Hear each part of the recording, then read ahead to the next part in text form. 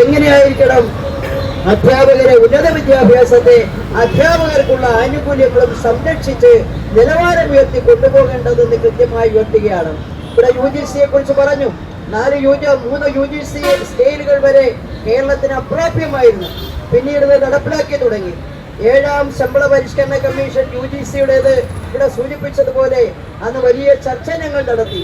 സാമ്പത്തിക പ്രതിസന്ധിയുടെ കാലത്ത് ഇത്രയും വലിയ സ്കെയിൽ നമ്മുടെ കേരളത്തിന് താങ്ങാൻ പറ്റുമോ? 2 കൽപ്പിച്ചാണ് നമ്മൾ തീരുമാനിച്ചു. 19 തീരുമാനമെടുക്കുമ്പോൾ കേന്ദ്ര ഗവൺമെന്റ് ഓഫർ എന്തെന്ന് വെച്ചാൽ ആദ്യത്തെ 5 വർഷം UGC സ്കെയിൽ നടപ്പിലാക്കിയാൽ 50% ആകെയുള്ള ബാധ്യതയുടെ കമ്മിറ്റ്മെന്റ് കേന്ദ്ര ഗവൺമെന്റ് എടുക്കും. നമ്മളത് നോക്കിയപ്പോൾ ഇവർ തരുമോ ഇല്ലയോ എന്നൊക്കെ ഗൗരവതരമായ ചർച്ച വന്നു. തന്നാലും തന്നില്ലെങ്കിലും 19 നടപ്പിലാക്കുക എന്ന് തന്നെ നമ്മൾ തീരുമാനിച്ചു. അത് തീരുമാനിച്ചത് അധ്യാപകരിടയിലുള്ള സംതൃപ്തമായ ഒരു മനസ്സിന് മാത്രമേ മികച്ച അധ്യാപകരായി കുട്ടികളെ നിയന്ത്രിച്ചു കൊണ്ടുപോകാൻ പറ്റൂ.